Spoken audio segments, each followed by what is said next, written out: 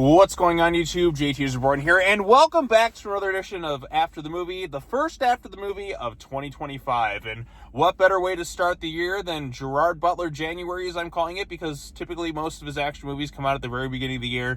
But lately, his last couple have actually been pretty good. Like, I legitimately really liked Plane way more than I actually expected to. I thought it was going to be like a so bad it's good thing, but actually good quality too. And now we have the release of Den of Thieves 2. That's right, the sequel that's coming out 6 years later. I legit really liked the first Den of Thieves. I thought it was pretty good. It was a lot longer than I expected it to be. But I mean, it's one of the earliest After the Movies I think I had done on the channel, so you can check it out in the link in the description below. Now we're here, 2025, off to a very crazy start already. Like, 2024 leftovers are just kind of trickling in. But here we are to talk about Den of Thieves 2. And it's been 6 years since the last film, which I can't really, believe it's been that long. And basically at the end of that movie, they robbed the Federal Reserve. O'Shea Jackson Jr.'s character was kind of the last one standing, and Gerard Butler, since then, it was just realized he kind of got away with stealing stuff, and even the feds didn't even know it. So now he's off to steal more things overseas in France, this time a bunch of diamonds, and they also have to worry about the mafia. And this time around, Gerard Butler, who plays Nick, the cop from the first film, who was just kind of corrupt, but also just really obsessed. Gerard Butler is really great in this movie, by the way. He was really solid in the last movie, but here he gets to shine a little bit more. I think this one might be even a little bit better than the first film in some ways. There's not a whole lot of action in this thing. This is a pure heist film.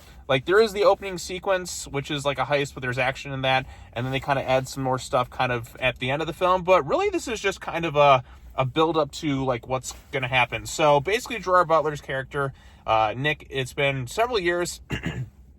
You had the one guy who had gotten away from him beforehand, and it's just always kind of bothered him. He's divorced. He's just kind of living out of his car at this point. He just has kind of let his life go to crap. And then he eventually figures out where O'Shea Jackson and his crew are going to be at, where they're going to be stealing next. And then he meets up with him, much to the surprise of O'Shea Jackson Jr.'s character. And basically what kind of differentiates this one is now he kind of wants in on the action. He's been the hunter for so long, and now he kind of wants to, he's broke. His life is really crappy. He's divorced. His kids don't even really see him all that much. Life has just been kind of crappy. This toll of just being this cop has just not really been the best for him. So he decides to team up so they can rob this really highly secure diamond place. And part of the fun is seeing how they're going to figure out to do this stuff. Then there's also some added tension too when the mafia comes in. They're like, you stole something from me at the beginning of the movie, O'Shea Jackson Jr. I want it back. So now you're going to break into this place, get that on top of this other stuff without being seen, and yada, yada, yada. And that's pretty much the movie in a nutshell. What makes this one work a little bit more than the first one is there generally is, a lot more humor this time around. Gerard Butler is fantastic in this thing. This is one of his best roles I think he's done. He's really comfortable within this character. He genuinely is really funny in a lot of scenes.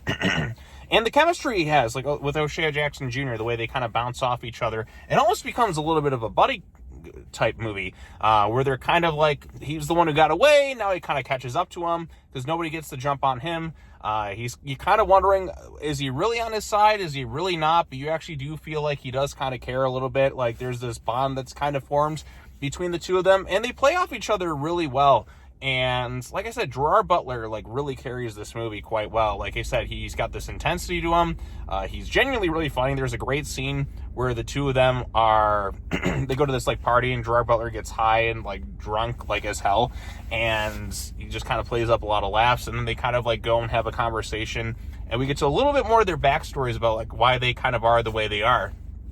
With O'Shea Jackson Jr.'s character, I keep forgetting his name, but I'm just going to call him, O'Shea Jackson Jr. With his character, basically, he kind of, was somebody who kind of grew up in not so, wealthy, household, very poor, and for him, it's just kind of about the thrill of it, how he can get in and get out of, taking stuff without being seen. It's just kind of in his, DNA.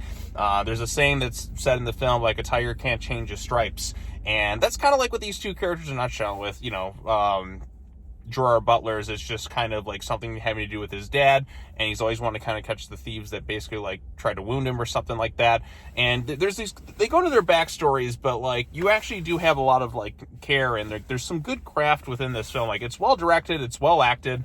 There's definitely some tension, like when they actually are like in the heist. That stuff is probably like some of the strongest stuff in the film. But you also kind of get this sense that with him kind of going towards like getting a taste of the other lifestyle, and how like, does he really want this thing? Does he not?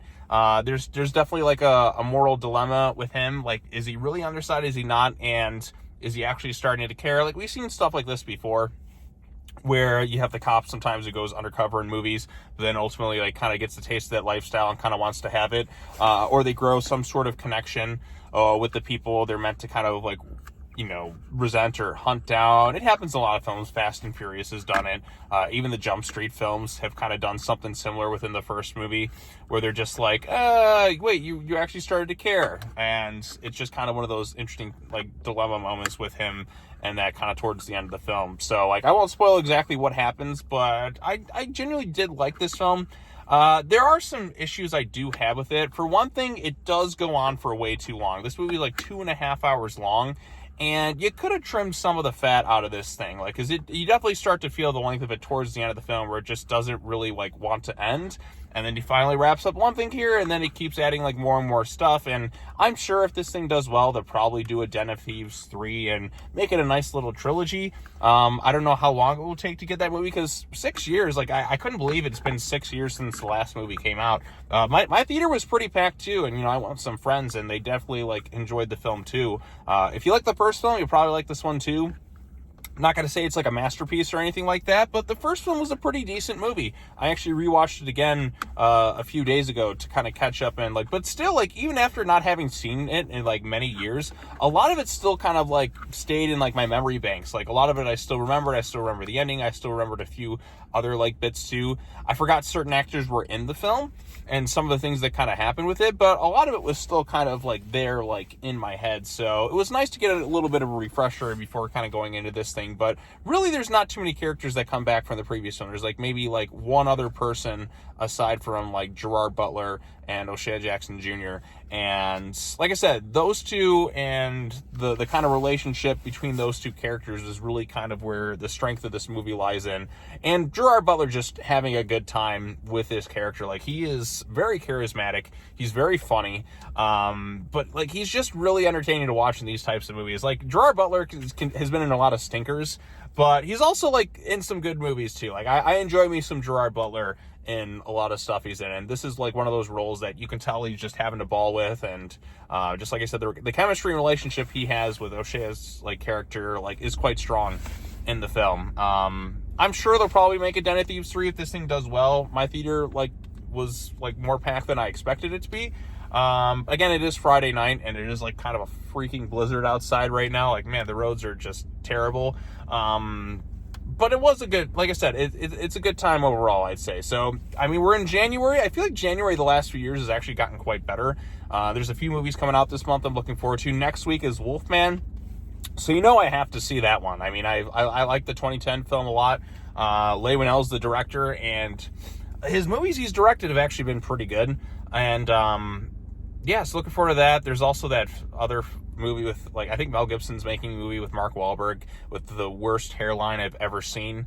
But like I said, Mel Gibson's a good director. Well, actually, I haven't said that yet, but Mel Gibson's a very good director. So I'm looking forward to kind of checking out, like, what he brings. That guy's a little loony and kind of over the top at times, like South Park kind of showcase. But, man, like, knows how to make some movies. So I'm looking forward to a few things in January. So look forward to after the movies the next few weeks. And some other stuff coming to the channel too. So we've been demonetized, but I'm gonna try and, like, you know, push in. Like, that just motivates me to kind of like push further, and I'll get it back. So I feel like somebody who's been champion for a while, and like I lost the title, and now I have to kind of like get it back, regain that Eye of the Tiger rock. You know, Maybe I should cover Rocky on the channel. I don't know. I got a lot of ideas. But anyways, that's all I have to say. Post your comments down below. Be sure to like this video, share it with your friends, subscribe to the YouTube channel for more content. Hit that bell for notifications, all that fun stuff. Check out Den of Thieves 2 if you like the first one. Don't think it's going to necessarily be for everyone because it is pretty slow in times and it's not very action heavy. But there's some good stuff in here. Like, this is a movie I liked. Probably not going to rush out to go see, like, wow, this is the greatest thing I've ever seen. But, you know, enjoyable overall, nevertheless. So, as always, take care now. Bye-bye then. I will see you all in the next video. Peace out.